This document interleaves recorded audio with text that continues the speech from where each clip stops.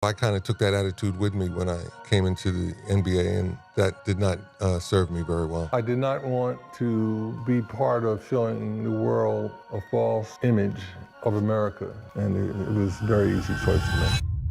Kareem Abdul-Jabbar hated 6 NBA players with a fury that burns even today at 78 years old. This isn't about missed shots or tough fouls. This is about betrayal, racism, and sins he believes are unforgivable. And when Kareem says he will never forgive, he means it with the weight of theology itself. At 78, Kareem stands like what he calls himself, a genuine sequoia. He's always been bigger than everybody else, observing history from a vantage point most will never reach. But while the world wants to remember him for his skyhook and championship rings, beneath that celebrated surface lies something darker, a complex structure of resentment, principle, and memory that refuses to fade with age. When Kareem converted to Islam in 1968, he absorbed a theological framework that would govern his entire existence. In Islamic doctrine, God forgives all sins with one exception. He will never forgive associating partners with him, placing false idols on the same level as the Almighty. This ultimate transgression, called shirk, became Kareem's secular compass. For him, the struggle for black dignity wasn't just important, it was sacred, and those who betrayed it committed an unforgivable sin.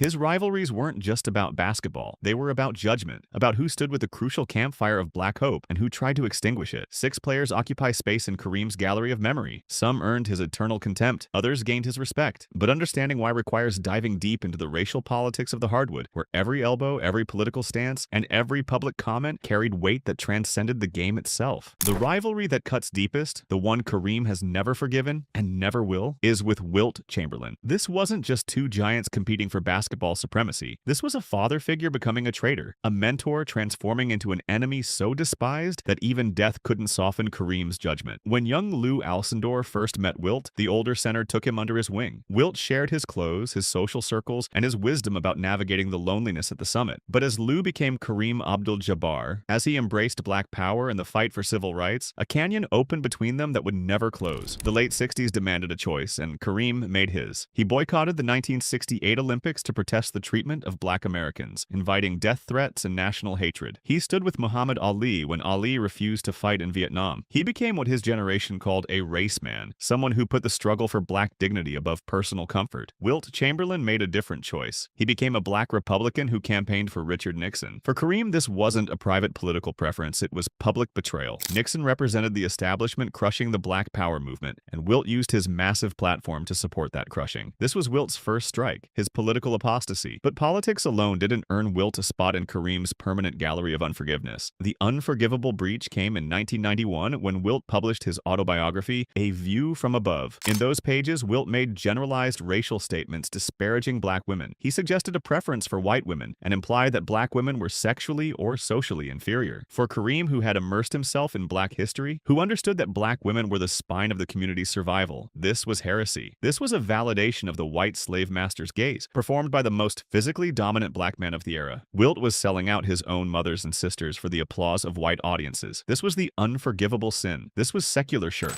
If you think Kareem's judgment seems harsh, consider subscribing and dropping a comment about whether athletes have a responsibility to their community, because this story gets even more intense, and understanding these conflicts helps us see how race and sports have always been inseparable in America. Kareem's rage finally exploded in 1990 when he published his own book. In a chapter titled An Open Letter to Wilt Chamberlain, decades of suppressed fury poured onto the page. Kareem wrote that the 2 championship teams Wilt played on never repeated, never showed the consistency of Kareem's Lakers. Then came the assassination. You will be remembered as a whining crybaby and a quitter, stats and all. This wasn't trash talk. This was character execution. By calling Wilt a quitter, Kareem attacked the core of Wilt's masculinity and professional identity. He even summoned Muhammad Ali's ghost to deliver another blow, quoting Ali's brutal assessment that Wilt couldn't talk, was ugly, and couldn't move. By invoking Ali, the ultimate symbol of righteous black defiance, Kareem positioned himself on the side of history and Wilt on the side of irrelevance. Even after Wilt died in 1999, Kareem never truly softened. While he acknowledged Wilt's greatness as a player in public statements, the underlying moral judgment remained carved in stone. Wilt represented a tragic figure to Kareem, a giant who possessed all the physical tools to be a king, but chose instead to be a court jester for the white establishment. In the theology of the civil rights era, there is no penance for those who aid the oppressor while standing on the shoulders of the oppressed. Kareem will never forgive Wilt Chamberlain because Wilt failed the moral test of his generation. That verdict is final. But Wilt wasn't the only player who earned Kareem's permanent contempt. Kent Benson represented a different kind of threat, the external physical danger of the Great White Hope sent to brutalize the black giant into submission. The incident with Benson in 1977 is often reduced to just a punch, but the reality reveals a collision of racial archetypes and a moment of existential survival. Kent Benson came from Indiana University,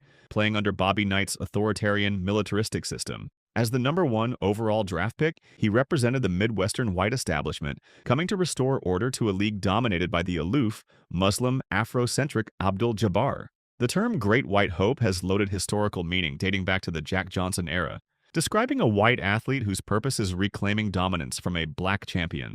On opening night of the 1977 season, barely 2 minutes into the game, Benson threw a vicious elbow into Kareem's solar plexus. The wind knocked out of him. Kareem doubled over, but something psychological happened in that moment. The NBA arena dissolved. Benson wasn't a rookie anymore. He was an assailant. Kareem's mind transported back to the streets of New York. "This was life and death for me," he recalled later. "I expected him to keep attacking me. This was the playground. This was survival." As soon as he could breathe, Kareem fired on him, delivering a roundhouse right to Benson's eye. The punch shattered Benson's jaw and broke Kareem's own hand. The aftermath was significant. Kareem was fined a record sum and missed roughly 20 games. Benson's career was permanently altered. But here's where their perspectives diverged in a revealing way. Benson speaks of forgiveness. "He hit me so hard he broke his hand," Benson said in an interview. "That gave me an opportunity to learn about forgiveness.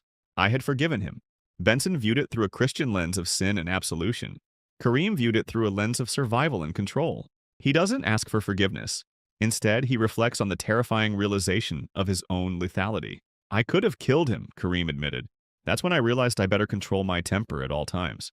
For Kareem, the lesson wasn't that defending himself was wrong. The lesson was that his retaliation had to be measured because the consequences of his rage could be fatal. He viewed Benson as another white hope fresh out of college looking to make a name for himself. In Kareem's eyes, Benson was the aggressor who initiated a cycle of violence. The unforgiveness here is systemic. Kareem never forgave the league culture that allowed white players to batter him without consequence, forcing him to resort to street justice to protect his body. By the 80s, Kareem's battles evolved into great team rivalries. Against the Detroit Pistons and Boston Celtics, he encountered two distinct archetypes: Bill Laimbeer, the unforgiven thug, and Robert Parrish, the respected adversary. Laimbeer occupies a special place in Kareem's gallery of villains. He was the son of a corporate executive born into wealth, a fact that irked Kareem and many black players who saw basketball as a lifeline, not a hobby. Laimbeer's style earned the nickname Combat Basketball, even spawning a video game. His approach was antithetical to Kareem's philosophy of the beautiful game.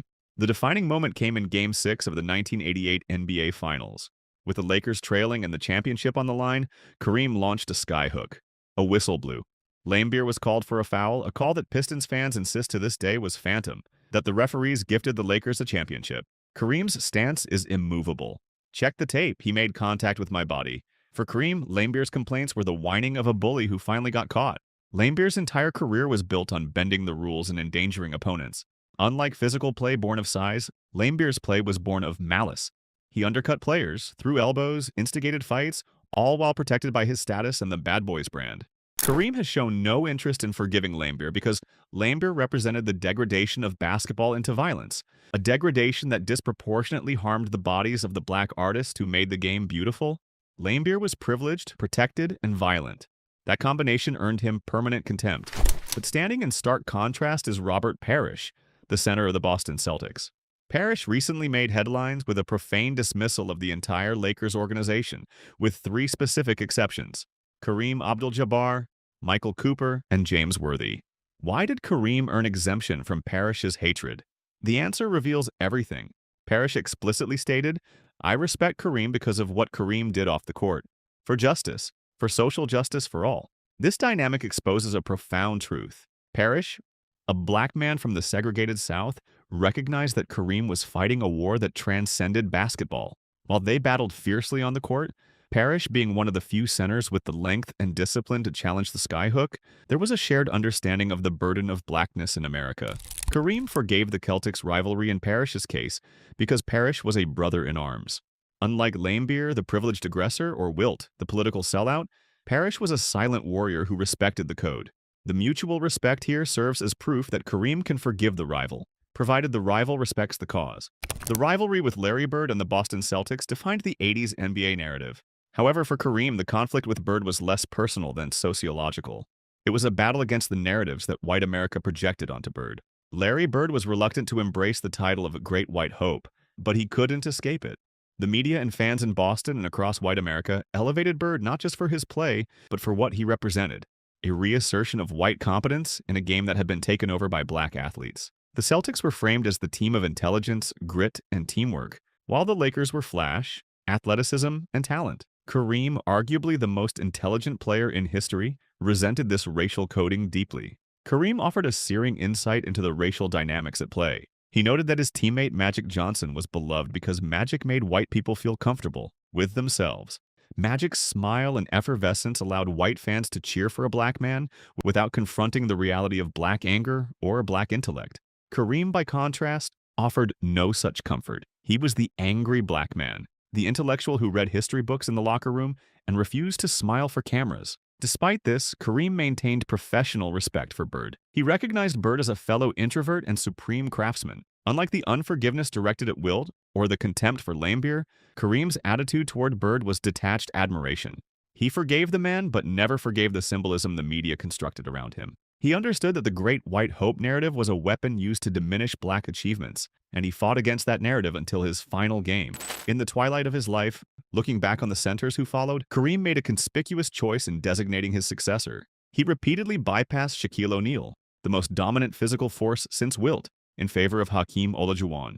This choice reveals everything about Kareem's values and his ultimate criteria for judgment. Hakeem shares two critical traits with Kareem: the Islamic faith and reliance on technical mastery over brute force. Both men are devout Muslims. In a post-9/11 world rife with Islamophobia, this bond carries weight. Kareem has defended Muslim athletes against political attacks, creating a circle of protection that includes Hakeem.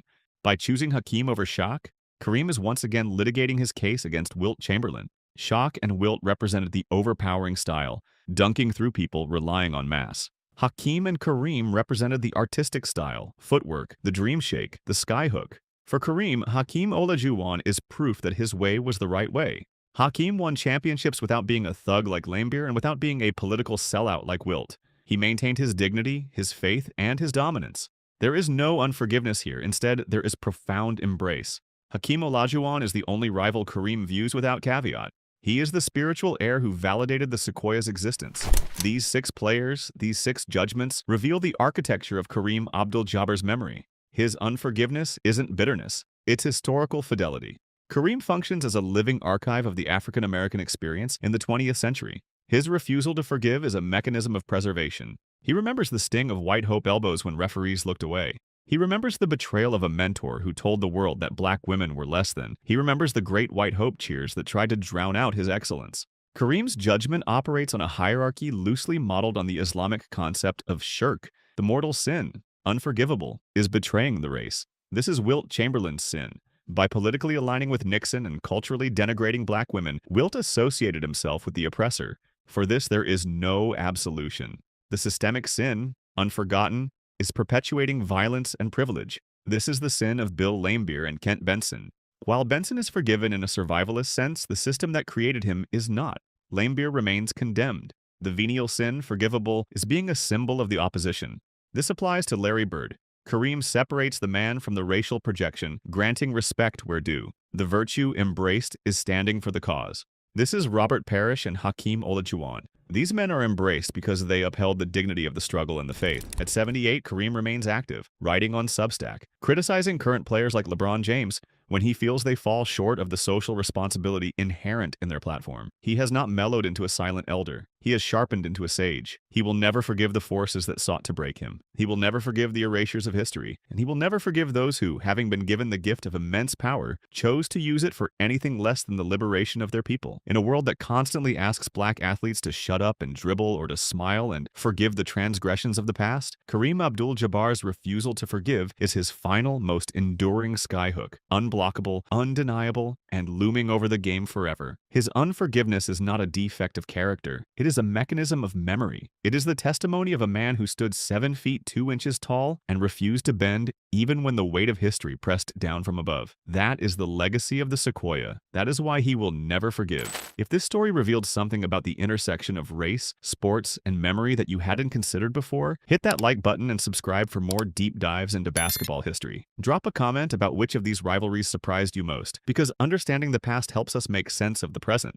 A two-time NBA champion and 12-time All-Star, Hakeem Olajuwon.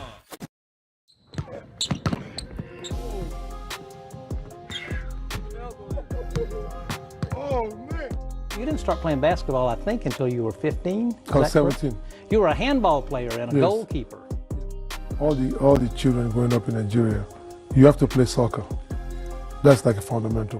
When I played against Hakeem, who was my idol, I showed him too much respect. You know, when you're battling against a person, you show people respect by showing them none. But Hakeem, it was just, instead of bowling him in his face, Most people remember Hakeem Olajuwon as the Dream, the graceful center with footwork like a ballet dancer. But that image only tells half the story. The man who became one of basketball's greatest champions didn't float to the top on skill alone. He fought his way there through intense rivalries, personal vendettas, and battles that tested him physically and mentally. This is the story of the conflicts that forged a legend. When Hakeem arrived at the University of Houston from Lagos, Nigeria, he wasn't polished. He was raw, a former soccer goalkeeper learning basketball at the highest level. His teammate Clyde Drexler, already a star from Sterling High School, wasn't exactly impressed. Early on, Drexler thought the young center struggled offensively and traveled constantly. That lack of respect, that skepticism from his own teammate, lit a fire in Hakeem. He didn't work to please Drexler, he worked to prove him wrong. The University of Houston practices under coach Guy Lewis were brutal, often lasting 3 hours of pure physical and mental warfare. Lewis believed that intensity in practice was the only true measure of readiness. The environment was so demanding that when the energy started to fade, players actually staged fights just to convince their coach they were still competing hard. Hakeem and Drexler, along with their teammates, would pretend to square up when things got slow, performing this theater of aggression to satisfy Lewis. But sometimes, in that pressure cooker, the line between staged and real conflict disappeared completely. The Faye Slama Jama era was built on individual brilliance and showmanship. Dunks were currency, and this focus on style created factions within the locker room. Teammate Benny Anders epitomized this tension when he attempted a flashy reverse dunk in a critical moment. Another player called it one of the most selfish plays he'd ever seen. This was the environment Hakeem navigated, where individual glory often competed with team objectives, where trust was fragile and ego ruled. These weren't just basketball practices. They were daily battles for dominance and respect. If you're enjoying this look into the battles that shaped Hakeem's career, hit that subscribe button and drop a comment telling me which NBA rivalry you want covered next. This wasn't a cozy brotherhood, it was survival through competition. The trauma of losing the 1983 NCAA championship to North Carolina State haunted both Hakeem and Drexler. They couldn't fix that failure together because Drexler left for the NBA, leaving Hakeem to carry the weight alone. When they finally reunited on the Rockets in 1995, it wasn't the fairy tale the media portrayed. Drexler had actually given up on the dream of playing with Hakeem again and was preparing to join Seattle instead. The trade to Houston was born from desperation on both sides. Drexler's championship window was closing in Portland, and Hakeem needed help to defend his title with a struggling Rockets team. When they won the 1995 championship together, Hakeem called it his most cherished achievement. Not because it was easy, but because it finally erased the pain of what they couldn't accomplish at Houston 12 years earlier. The hug at center court wasn't just celebration, it was relief, the end of a long, complicated journey that began with doubt and dismissal. Hakeem explicitly stated, "We didn't do it together in college and came back and did it in the pros." That championship validated all the struggles, all the internal fights, all the accusations of selfishness that had plagued them since their college days. Then there was Ralph Sampson, Hakeem's front court partner in the failed Twin Towers experiment. On paper, two 7-footers with guard skills should have been unstoppable. In reality, their partnership was poisoned by jealousy and diverging paths. Before Hakeem even joined the team, Portland had offered Houston the number 2 pick and Clyde Drexler in exchange for Sampson. If the Rockets had accepted, they would have drafted Michael Jordan, creating a trio of Hakeem, Drexler, and Jordan. Instead, they kept Sampson, betting everything on the Twin Towers. The pressure was immense. Sampson had been the #1 pick in 1983, the established franchise cornerstone. Then Hakeem arrived as the #1 pick in 1984, immediately threatening that status. The NBA's financial landscape was shifting rapidly, and Hakeem's rookie contract eclipsed what Sampson had signed just a year earlier. Economic disparity fueled locker room tension. As Hakeem ascended,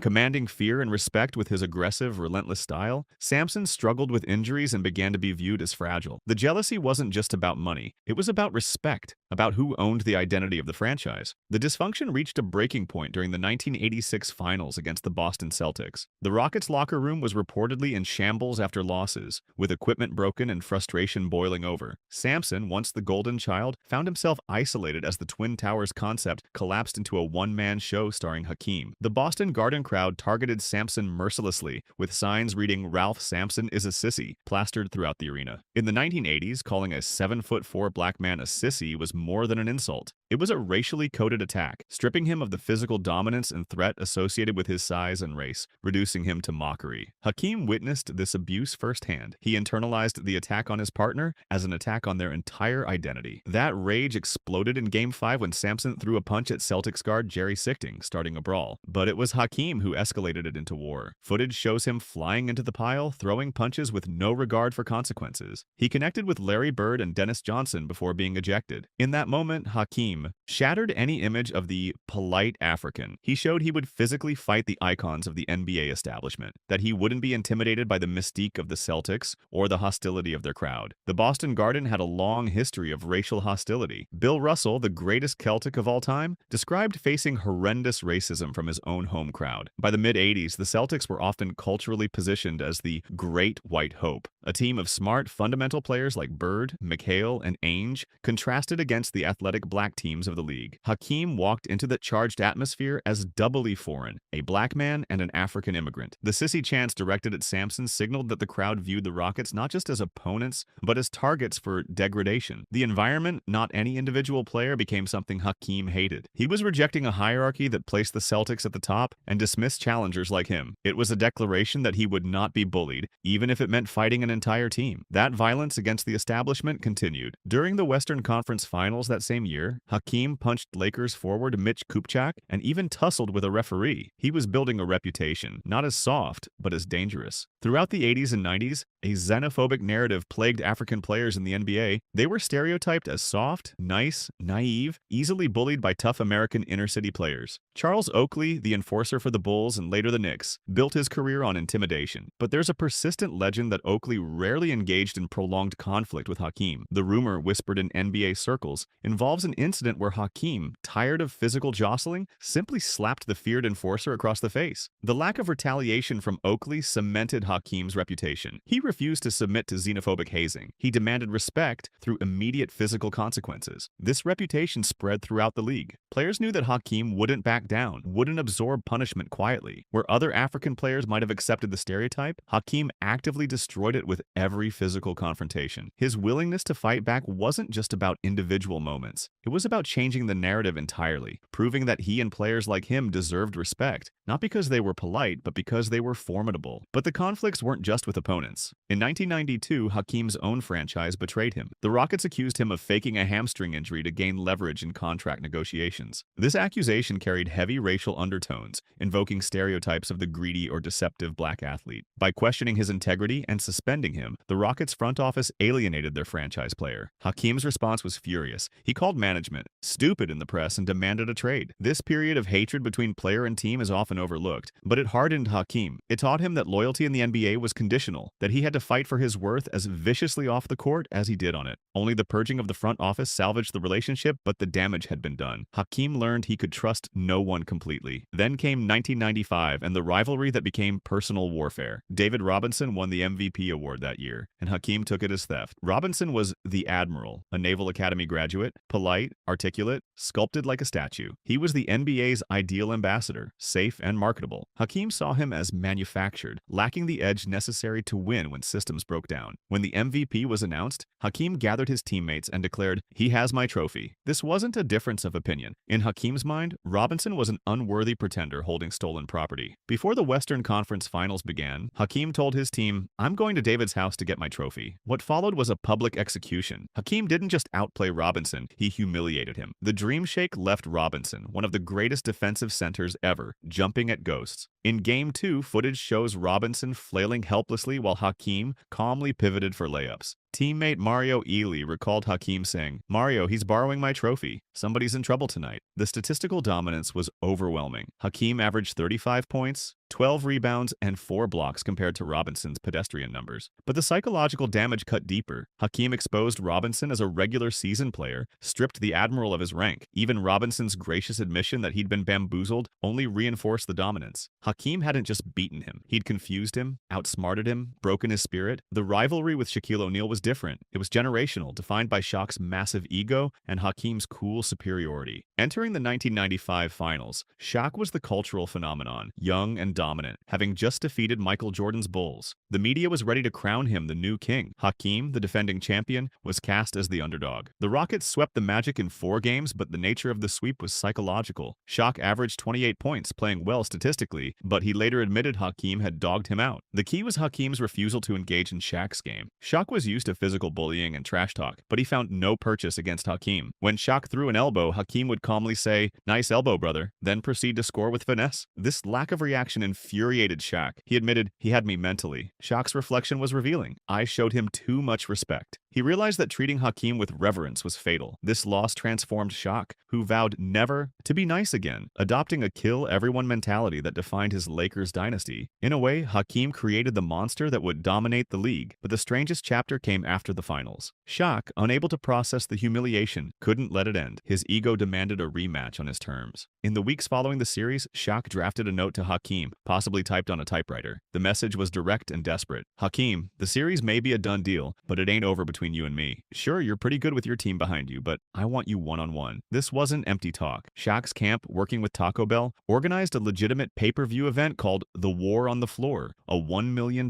winner-take-all game of one-on-one. The event was set, the hype building, a pop culture spectacle ready to unfold. Then, at the last moment, Hakeem pulled out, citing a sore lower back from lifting weights. The medical excuse was viewed skeptically. The strategic reality was obvious. Hakeem had nothing to gain. He was the NBA champion. He'd swept Shaq in the games that mattered. Why lower himself to a carnival sideshow? By canceling, Hakeem executed the ultimate power move. He denied Shaq the opportunity for redemption, froze the result of the 1995 finals as the final word on their rivalry. Shaq was left with his typed note and bruised ego, forever denied the chance to even the score. That note remains a historical artifact, not of violent hatred, but of competitive insecurity so deep it drove a superstar to challenge a champion to a pickup game for validation. These rivalries weren't accidents. They were the engine of Hakeem's greatness. The dismissal from Drexler forced him to eliminate his weaknesses. The jealousy with Sampson and the racial hostility in Boston taught him he had to fight the establishment physically. The betrayal by his own franchise in 1992 hardened him. The disrespect of the MVP vote turned him into Robinson's nightmare. And Shaq's challenge gave him the chance to assert permanent dominance. The Dream Shake itself, Hakeem's signature move, was more than an offensive weapon. It was survival, a mechanism born from hostility. In a league where Oakley wanted to bully him, where Robinson wanted to outdiscipline him, where Shaq wanted to overpower him, Hakeem developed something that made him untouchable. You couldn't hit what you couldn't catch. The Dream Shake was the physical manifestation of his refusal to be pinned down by narratives or stereotypes. It was evasion, creativity, and dominance fused into one unstoppable motion. The transformation from Angry Hakeem, the player who punched Celtics and slapped opponents, to Hakeem the Dream, the pious Muslim sage, was one of sports' most successful rebrandings. But make no mistake, the 1994 and 1995 championships weren't won by the sage. They were won by the warrior who still carried the fire of every slight, every insult, every moment of disrespect. The Ramadan fasting and spiritual awakening gave him focus, but the fuel came from Shaq's note, from Robinson holding his trophy, from the sissy signs in Boston. What's remarkable is how Hakeem channeled all this conflict into something transcendent. Where other players might have burned out or become consumed by bitterness, Hakeem transformed his anger into art. Every humiliation he experienced became motivation. Every rival who underestimated him became a victim of his evolution. He took the stereotype of the soft African player and obliterated it. He took the doubt from his own teammate and turned it into brotherhood through shared triumph. He took the stolen MVP and reclaimed it on the court in the most decisive way possible. Hakeem Olajuwon is celebrated for grace, and rightfully so, but his grace was forged in conflict. He didn't just dream, he fought through dismissal, racism, betrayal, and jealousy to become one of basketball's greatest champions. Every rival who doubted him, every crowd that mocked him, every front office that undervalued him became fuel for an unstoppable fire. The dream was beautiful, but it was the nightmare he inflicted on his rivals that made him legendary. If this deep dive into basketball history resonated with you, make sure you're subscribed and let me know in the comments which NBA legend's untold story you want explored next. The conflicts that shape greatness are always more fascinating than the highlights suggest.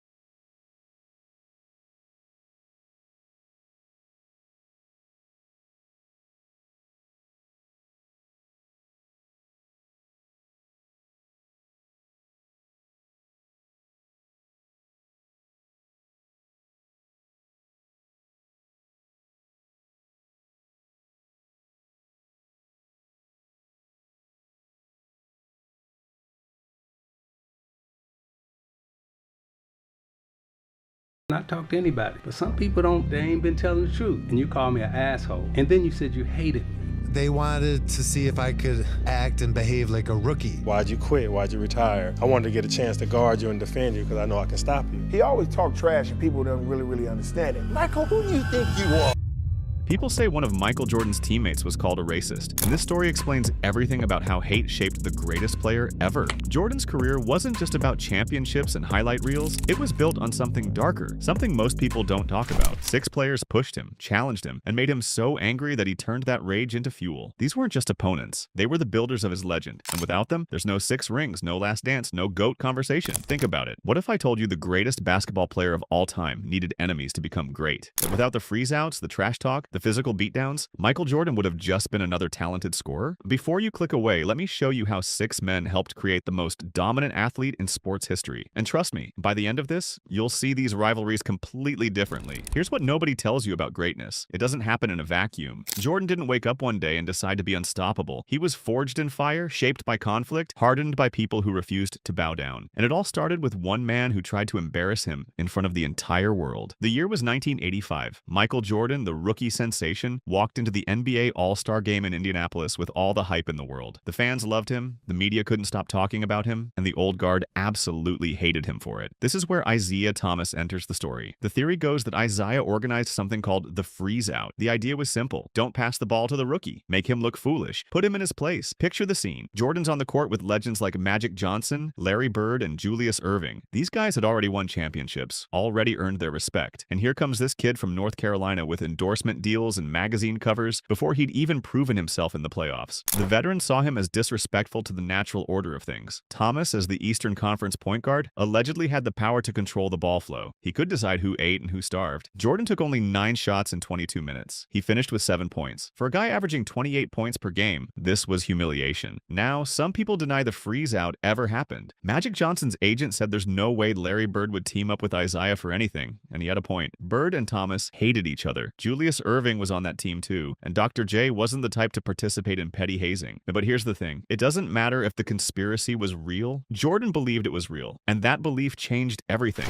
That perceived snub stripped Jordan of any desire to be liked by his peers. He came back to the regular season harder, colder, more focused. He stopped trying to fit in and started trying to dominate. Isiah Thomas, whether he meant to or not, had planted the seed of the warrior mentality that would define Jordan's entire career. But the freeze-out was just the beginning. The real war started when the Detroit Pistons created something called the Jordan Rules. This wasn't just a defensive scheme. This was a blueprint for destruction. Coach Chuck Daly and his bad boys wanted to break Jordan physically and mentally. The rules were clear. Force him left, send immediate double teams. And when he drives to the basket, do not let him elevate. Make him feel unsafe. Make him doubt himself. If you want to subscribe and see more deep dives like this, hit that button now. And drop a comment telling me which rivalry surprised you most. Let's keep going. The Pistons beat the Bulls in 1988, 1989, and 1990. They didn't just beat them, they punished them. In 1988, the strategy was unveiled and the Bulls were overwhelmed. Jordan averaged 27 points, but the Pistons won in 5 games. In 1989, Scottie Pippen had his infamous migraine game, and Jordan was battered all series. By 1990, the Bulls pushed Detroit to 7 games. Jordan averaged 32 points, but they still lost. Here's where the positive angle kicks in. Those losses were the most important thing that ever happened to Michael Jordan. He realized his slender frame couldn't survive the Pistons' assault, so he created the Breakfast Club, a brutal 5 a.m. strength training program. He added 15 pounds of muscle. He transformed from a graceful scorer into a powerhouse who could absorb contact and finish through fouls. But the physical changes were only part of it. The Jordan Rules forced him to evolve mentally. He learned he couldn't beat the trap alone. He had to trust the pass. He had to trust the triangle offense. He had to trust teammates like Pippen and Horace Grant. The Bulls swept the Pistons in 1991, and by then, Jordan wasn't just a scorer anymore. He was a hardened general who had survived the trenches and learned how to win. The rivalry reached its final chapter in 1992 with the Dream Team. Isaiah Thomas, a 2-time champion and one of the greatest guards ever, was left off the roster. For years, Jordan denied involvement. In The Last Dance, he said he never threw Isaiah's name in there, but audio tapes from journalist Jack McCallum prove otherwise. Jordan told Rod Thorne of the selection committee, "I won't play if Isaiah Thomas is on the team." Thorne assured Jordan that coach Chuck Daly didn't want Thomas either, but the message was clear. Jordan had the power to veto Isaiah. He'd beaten him on the court in 1991. By 1992, he had the political muscle to erase him from the most prestigious team ever assembled. This was total dominance. Now let's talk about Reggie Miller, the man who thought he could talk to God. In 1987, during an exhibition game, Miller was feeling confident. He looked at Jordan and said, "You're Michael Jordan, the guy who walks on water?" Big mistake. Jordan destroyed him in the second half and walked off the court with one message: be sure and be careful you never talk to Black Jesus like that. This story created the Black Jesus persona. Jordan wasn't just better than you, he was divine. He was a figure of retribution who punished anyone who dared challenge the hierarchy. But here's the twist. In their first regular season meeting on November 14th, 1987, Jordan scored 35 points, but the Pacers won 111 to 110. Reggie Miller came off the bench, scored 20 points on 75% shooting, and his team hit the buzzer beater. Jordan won the individual battle, but Miller's Pacers proved they wouldn't lay down.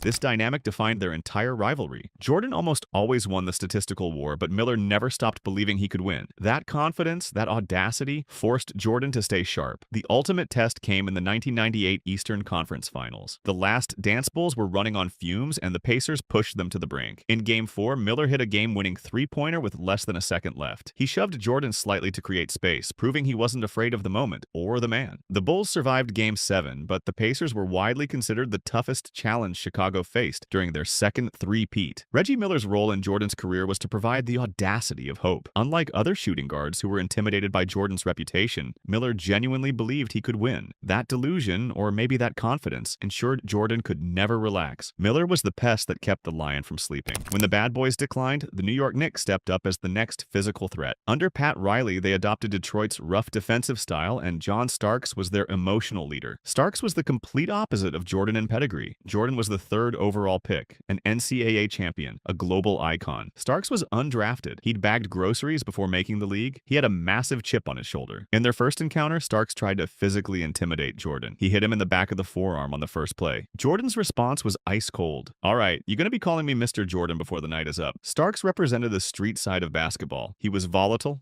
emotional, fearless. For Jordan, Starks was a test of composure. Could the polished superstar handle the chaotic energy of the undrafted brawler? The Knicks built their entire identity around this grit. Patrick Ewing in the paint, Anthony Mason banging bodies, Charles Oakley setting bone-crushing screens, and Starks was the heart of it all. The guy who played with reckless abandon because he'd already lost everything once and wasn't afraid to lose again. He dove for loose balls like his life depended on it. He challenged shots he had no business challenging. The Madison Square Garden crowd fed off his energy, turning every Bulls-Knicks game into a war. The defining moment came in Game 2 of the 1993 Eastern Conference Finals. Starks drove baseline and threw down a left-handed dunk over Jordan and Horace Grant. The image became iconic. The Knicks were up 2-0, but here's the reality. Jordan rallied the Bulls to win the next 4 games straight. Starks, the hero of Game 2, shot 0 for 11 in the fourth quarter of the decisive Game 6. He crumbled under the pressure that Jordan thrived in. Jordan and Starks met 4 times in the postseason. Jordan won every single series. Starks provided the highlight, but Jordan provided the victories. This rivalry reinforced the idea that while others might have moments of greatness, Jordan possessed sustained greatness. He was the one who showed up when it mattered most. By 1996, Jordan was back from his baseball retirement, leading a 72-win Bulls team that seemed invincible. The Seattle Supersonics, led by Gary Payton and Shawn Kemp, met them in the finals. Payton, known as the Glove, was the reigning Defensive Player of the Year. For the first 3 games, Seattle coach George Karl made a huge mistake. He didn't put Payton on Jordan, fearing foul trouble. Jordan capitalized. He averaged 31 points per game as the Bulls took a 3-0 lead. In Game 4, Karl finally switched Payton onto Jordan. The impact was immediate. Over the next 3 games, Payton held Jordan to 23.7 points per game on just 36.7% shooting. The statistics objectively show that Payton gave Jordan significant trouble. He denied him the ball, forced difficult fadeaways, disrupted the triangle offense. Holding Jordan to 36% shooting over 3 games is a defensive masterpiece. But in The Last Dance documentary, when shown footage of Payton claiming his defense took a toll, Jordan threw his head back and laughed. The glove. I had no problem with the glove. I had a lot of other things on my mind. This reaction is fascinating. Objectively, Payton had an impact, but Jordan refused to acknowledge it. He was protecting his legacy. Even decades later, he wouldn't give an opponent the satisfaction of a moral victory. He reduced Payton's Herculean effort to a footnote in his own story. The positive angle here is Jordan's absolute unyielding self-belief. He viewed the result, the championship, as the only truth. The struggle was immaterial. As Jordan entered his second three-peat from 1996 to 1998, he faced a new problem. He'd already beaten everyone. The bad boys were gone. The Lakers were rebuilding. The Celtics were irrelevant. So Jordan started manufacturing enemies. Brian Russell of the Utah Jazz became the primary victim of this psychological strategy. During Jordan's baseball hiatus in 1994, he visited the Bulls while playing for the Birmingham Barons. He encountered Russell, then a young Jazz player. According to Jordan, Russell approached him and said, "Why you quit, man? You knew I could guard your ass. You had to quit." Jordan stored this comment in his mental vault. From that point on, he's been on my list. Jordan used Russell as a prop for his greatest moments. In Game 1 of the 1997 Finals, Jordan hit the buzzer beater over Russell to win the game. In Game 6 of the 1998 Finals, with the Bulls down by 1, Jordan stole the ball from Karl Malone, drove the floor, and executed a crossover that sent Russell slipping before burying the championship-winning jumper. The last shot, the perfect ending. But Jordan wasn't done. In his 2009 Hall of Fame induction speech, he brought up Brian Russell by name in front of all the basketball legends. He recounted the 1994 conversation saying, "I hate to do it to him. He's such a nice guy." But Brian Russell came to me and said, "Why would the greatest player of all time spend his Hall of Fame speech talking about a role player?" Because Jordan needed conflict. He needed to feel doubted. Russell's trash talk, likely harmless at the time, was converted by Jordan into high-octane fuel that powered him through 2 grueling finals against Utah. Russell wasn't a rival in terms of talent. He was a rival in terms of utility. Finally, there's Christian Laettner, the only college player selected for the 1992 Dream Team. He was chosen over Shaquille O'Neal. Laettner represented the world Jordan had left behind, the privileged, entitled atmosphere of Duke University. Before the Dream Team went to Barcelona, they scrimmaged against a select team of college stars in La Jolla. In a shocking result, the college kids beat the Dream Team in the first scrimmage. Jordan and the veterans had played casually, maybe underestimating the young players. The next day, the Dream Team destroyed the select team. They physically brutalized the college players, sending a clear message about the gap between potential and mastery. Laettner was effectively an outcast on the Dream Team. He was the king of college basketball, featured in the documentary I Hate Christian Laettner due to accusations of racism, arrogance, and dirty play. Multiple Duke teammates had accused him of racist behavior. He was seen as a privileged bully. On the Dream Team, Jordan, Pippen, and Barkley relentlessly targeted Laettner in practice. They viewed him as soft, entitled, representative of the Duke system they despised. By humbling Laettner, Jordan was sending a message to the incoming generation of stars like Shaq and Chris Webber. You are not ready. You haven't earned your stripes in the professional trenches. Laettner served as the foil that highlighted Jordan's transformation from a talented youngster to the hardened, undisputed king of the sport. So here's the truth that nobody wants to admit. Michael Jordan's career was not a solo act of brilliance. It was a reactive process shaped by a specific competitive environment. He was a predator who required prey, and when that prey didn't exist, he created it. Isaiah Thomas provided the pain, forcing the physical and tactical evolution required to become a champion. Reggie Miller provided the audacity, challenging Jordan's divinity and keeping his reflexes sharp. John Starks provided the resistance, testing his ability to maintain composure in chaos. Gary Payton provided the puzzle, forcing Jordan to value winning over stats. Brian Russell provided the manufactured fuel to power the final leg of the journey. Christian Laettner provided the contrast, showing the chasm between amateur greatness and professional immortality. The positive angle of these rivalries is simple. Jordan's greatness was an adaptive response. He consumed the hostility, the trash talk, the defenses thrown at him. He metabolized them into the energy required to win 6 championships. Each rival in their own way was an essential co-author of the Michael Jordan legend. They were the flint against which his steel was struck. Without them, there is no GOAT. Without them, there is no Last Dance. Without them, Michael Jordan is just another talented player who never reached his full potential. These 6 men didn't just challenge Jordan. They built him. They forced him to become something more than human. They turned him into the legend we still talk about today. That's the real story of Michael Jordan. Not just the wins, but the wars that made the wins possible. If you made it this far, do me a favor. Subscribe to the channel so you don't miss more stories like this. Drop a comment telling me which of these 6 rivalries you think was the most important to Jordan's career. Was it Isaiah and the Pistons who broke him down and forced him to rebuild? Was it Reggie who kept him sharp when everyone else was afraid? Or was it one of the others? Let me know what you think. Thanks for watching, and I'll see you in the next one.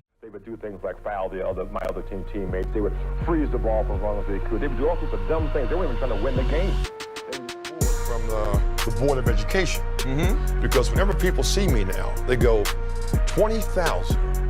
October 1999, one of basketball's greatest giants passed away. Wilt Chamberlain, the man who once scored 100 points in a single game, died alone in his fortress-like mansion high above Los Angeles. But here's what nobody talks about. When Wilt died, 2 of the most important people in his life weren't speaking to him. His best friend had been silent for 24 years. His protege had called him a crybaby and a quitter. And Wilt, he never forgave any of them. This is the story of 5 players and people Wilt Chamberlain would never forgive, and how his pride turned basketball's most dominant force into one of its loneliest legends. Wilt Chamberlain dominated basketball like nobody before or since. 7'1", impossibly strong, and blessed with skills that defied his size. But here's the truth that gets buried under all those incredible stats. Wilt carried grudges like championship rings, and he had plenty of both. See, Wilt wasn't just fighting opponents on the court. He was fighting racism, fighting for respect, and eventually fighting with everyone who dared question his character. And that list got longer as the years went on. By the time he died, Wilt had created an army of enemies, some who had been his closest friends. The wildest part? Most of these feuds started because Wilt simply couldn't let anything go. Let's start with where this all began. The racism. The brutal, ugly racism that shaped everything about how Wilt saw the world and everyone in it. Picture this. It's 1959, Wilt's rookie season in the NBA. He's already breaking records, already changing the game. Then one night, an opposing player named Clyde Lavalette gets ejected. Why? He called Wilt a racial slur right there on the court. Not whispered, not hidden, out loud, in front of everyone. Lavalette wasn't alone either. Wilt faced excessive roughness every single night, and he believed much of it was racially motivated. Players targeted him with elbows, with cheap shots, with violence that went way beyond normal basketball contact. But here's where Wilt's psychology gets complicated. After that incredible rookie season, Wilt actually threatened to quit the NBA. He said the roughness was too much, but the real reason? Fear. Wilt was terrified that if he fought back, if he responded to all that violence, it would make his entire race look bad. In his own words, if he got into fistfights on the court, it would reflect on him and then indirectly on his race. So Wilt held it all in. Every slur, every cheap shot, every attack. He absorbed it all because he saw himself as representing something bigger than basketball. He convinced himself he was continuing his career to do more good for his race than quitting would do. If you're watching this and thinking about how heavy that burden must have been, drop a comment below about whether you think athletes today face similar pressure. And while you're down there, hit that subscribe button because we're just getting started with this story. Now here's where that trauma becomes important, because Wilt made his career about more than just basketball, because he tied his entire identity to being a representative of black excellence who never lost his cool. Any criticism of his character became a nuclear attack in his mind. If someone questioned his effort, his resolve, or his competitive fire, Wilt didn't just hear criticism, he heard the same racist attacks from his rookie year all over again. That's the key to understanding everything that came next. Wilt's pride wasn't just pride, it was armor, and that armor got heavier and more impenetrable with every passing year. But not everyone believed Wilt's claims about racism. Bob Cousy, the white Celtics legend, publicly dismissed Wilt as the biggest complainer ever to hit the NBA. Cousy said he'd never seen any evidence of racial prejudice in his 10 years in the league. Think about that. A white player telling a black player that racism didn't exist because he personally hadn't seen it. Wilt's response was perfect, though. He said maybe if Bill Russell said it, he'd pay attention, but Cousy had never encountered the problems that he and Russell faced. Translation? Only another black athlete who lived that experience could judge him. Everyone else needed to stay quiet. That attitude, that circle of who could and couldn't criticize him, it would define the rest of Wilt's life. The racism didn't stop at the arena doors either. While playing for the San Francisco Warriors, Wilt tried to buy a house in an upscale neighborhood called Golden Gate Heights. The developer rejected him publicly, not quietly, not privately. He told the newspaper that he felt interracial mixing of neighborhoods devalues property. The developer went further, saying he didn't like them very much as a group, though he hypocritically added that individually he liked them. This was explicit, shameless bigotry, and Wilt was helpless to fight it. Even fame, even being one of the most recognized athletes in America, couldn't get him the the basic right to buy a house where he wanted. So Wilt did what Wilt always did when the world rejected him. He built a fortress. He moved to Los Angeles and constructed a massive, isolated home high above Bel Air called Ursa Major. This wasn't just a house, it was a statement. Redwood, glass, and stone, perched away from everyone with views that looked down on the city that looked down on him. Ursa Major became Wilt's ultimate defense against a world that celebrated him on the court but denied him dignity off it. That mansion symbolized everything about Wilt's personality: control, isolation, pride so absolute that he'd rather be alone than risk being hurt again. Now we get to the big one, the feud that broke Wilt's heart more than any other: Bill Russell. If you know anything about basketball history, you know these two were rivals. Russell's Celtics beat Wilt's teams over and over. But here's what people forget: they were friends, real friends. They shared Thanksgiving dinners together. Wilt joked about how Russell would eat his mother's food and then whip his butt the next day on the court. This wasn't fake rivalry for the cameras. They genuinely cared about each other. Until Game 7 of the 1969 NBA Finals. Wilt was playing for the Lakers. Russell was playing his final game ever for the Celtics. Late in the game, Wilt had to leave. He had a severe knee injury that he later said was a torn Achilles tendon. The Lakers lost. Russell won his last championship. And then Russell said something that Wilt would never ever forgive. Russell claimed Wilt copped out of the game. He said any injury short of a broken leg or broken back wasn't good enough to justify missing the end of a deciding game. Russell admitted later that his anger came from Wilt's absence, clouding his own victory, like a misspelled word at the end of a cherished book. But for Wilt, this was the ultimate betrayal. His best friend, the one person who understood the racial pressure they both carried, had publicly questioned his character, called him a quitter. That word, quitter, it struck at the exact wound left by all that rookie year trauma. Because Wilt had almost quit then, terrified of how his race would judge him. Now his closest friend was using that same language. Wilt stopped talking to Russell, just like that. 24 years, decades of silence. Now here's where Wilt's stubbornness and pride really shine through. Russell did apologize eventually, but he apologized through the press, publicly, and that wasn't enough for Wilt. Wilt demanded a private, direct apology, something commensurate with how close they'd been, something that acknowledged the depth of the betrayal. Russell never gave him that, so Wilt stayed angry. For 24 years, right up until his death. Think about that. Wilt valued his pride more than a friendship that had survived one of sports' greatest rivalries. He'd rather die alone than accept an apology that didn't meet his exact specifications. The thing is, this wasn't just about basketball, or even about that one moment in 1969. This was about two men who understood each other in ways nobody else could. Russell and Wilt both lived through the same racial battles. They both carried the weight of representing their people. They both faced the impossible expectations placed on black athletes in an era when segregation was still fresh and racism was still loud. They should have been brothers for life. Instead, Wilt's need to control every aspect of how people treated him, his inability to accept anything less than perfection in how others showed respect, it poisoned the one friendship that should have been unbreakable. What makes it worse is how unnecessary the whole thing was. Russell's comment was harsh. Sure, it was unfair, absolutely, but it came from a place of competitive frustration, not real malice. Russell was upset that his final moment got overshadowed. That's human, that's understandable. A real friendship could have survived that. A phone call, a conversation, maybe a few harsh words back and forth, and it could have been over. But Wilt couldn't do that. He needed Russell to grovel. He needed the apology delivered exactly his way, on his terms, meeting his standards. And when Russell wouldn't play by those rules, Wilt just shut the door. 24 years of silence because Russell wouldn't apologize the right way. That's not strength, that's not even pride. That's just sad. Wilt even rationalized the whole thing by suggesting Russell was just jealous of his post-career success. He said some of his contemporaries hadn't been so successful off the court, implying Russell's bitterness came from professional envy. It was vintage Wilt. Deflect the criticism. Protect the pride at all costs. Never, ever admit you might be wrong. Then there's Kareem Abdul-Jabbar, the next great center. The guy who should have been Wilt's heir, his successor, the player he mentored and guided. Instead, they ended up in one of basketball's nastiest feuds. And guess who started it? Wilt. After retiring in 1973, Wilt became Kareem's loudest critic. He publicly questioned Kareem's intensity, his effort, his rebounding. Wilt suggested Kareem should have retired earlier, that he didn't maximize his talents. Why? Because in Wilt's mind, Kareem was the only obstacle to him being considered the premier center of all time. Wilt couldn't stand the idea of someone else claiming his throne. Wilt wrote in his 1991 book that Kareem felt Wilt was the only one standing in the way of his historical greatness. He asked rhetorically whether Kareem could score, rebound, run, or pass better than him. He flat out declared he was too strong for Kareem Abdul-Jabbar. For years, Wilt poked and prodded and criticized, and finally in 1990, Kareem had enough. Kareem published an open letter. Some versions were even titled Wilt Chumperlame. It was brutal. Kareem accused Wilt of being driven by jealousy and envy. He brought up Wilt's history of quitting, starting with leaving Kansas early after losing the NCAA final, continuing through leaving the 76ers after losses. And then came the knockout punch. Kareem wrote that Wilt would be remembered as a whining crybaby and a quitter, stats and all. There it was again, that word, quitter. The exact insult that cut Wilt deepest because it echoed the racist attacks on his character from decades earlier. Wilt fired back in his book, calling Kareem a phony, bragging about his superior shooting percentage against him. But the damage was done. The feud never healed. They never truly reconciled before Wilt died in 1999. Kareem only praised Wilt after his death, when Wilt couldn't argue back anymore. The whole thing exposed a sad truth about Wilt. He needed to be the greatest so badly, to protect his legacy so fiercely, that he destroyed relationships with the only other men who understood what it meant to be that dominant. But let's be clear about what really drove all this bitterness. Yes, Wilt faced real racism. Yes, the burden of representation was real, but somewhere along the way, Wilt let that justified anger curdle into something toxic. He became so sensitive to criticism, so obsessed with protecting his image that he couldn't accept even legitimate feedback. Bob Cousy might have been wrong about racism, but Wilt's response was to dismiss anyone who wasn't black and at his level. Russell might have been unfair about the injury, but Wilt's response was decades of silence over the specific form of an apology. Kareem might have hit below the belt, but Wilt started that fight by spending years publicly attacking his successor. Wilt's unforgiveness wasn't strength, it was fragility disguised as pride. He built that fortress mansion to protect himself from a racist world, but then he stayed in that fortress even when the doors were open. He pushed away everyone who loved him because they didn't love him exactly the way he demanded. He turned every disagreement into a war because he couldn't separate critique of his game from attacks on his soul. By 1999, Wilt Chamberlain had achieved everything. Records that still stand today, wealth, fame, a place in history that nobody could take away. But he died with his two most important relationships frozen in bitterness. Russell hadn't spoken to him in over 2 decades. Kareem only said nice things after he was gone. The irony is stunning. Wilt sacrificed personal connection for pride, warm relationships for legacy protection, friendship for the appearance of being unbreakable. And for what? So he could be right? So nobody could say he was a quitter? Here's the thing though, Wilt's dominance was real. Those 100 points, that 50-point scoring average, the absurd rebounding numbers, all of it happened. Wilt really was that incredible, but greatness on the court doesn't excuse bitterness off it. Wilt could have been both the greatest and a good friend. He could have set records and forgiven Russell. He could have mentored Kareem instead of attacking him, but he chose pride every single time. And that choice left him alone in that big house above Los Angeles, surrounded by trophies but starved for genuine human connection. The saddest part? Wilt probably thought he won those feuds. He maintained his pride. He never backed down. He got the last word by outlasting Cousy's criticism, by refusing Russell's insufficient apology, by hitting back at Kareem harder than Kareem hit him. But winning feuds isn't the same as winning at life. And by any measure that actually matters, by friendship, by peace, by the ability to forgive and be forgiven, Wilt lost badly. Now, before we wrap this up, if you've made it this far, do me a favor. Hit that subscribe button if you haven't already. Drop a comment about whether you think Wilt's unforgiveness was justified or if he took things too far. And share this with any basketball fans who need to understand the complete story of one of the game's most complicated legends. But let's end on this. For all his flaws, for all that bitterness and pride, Wilt Chamberlain matters. His story matters because he showed us what happens when trauma hardens into armor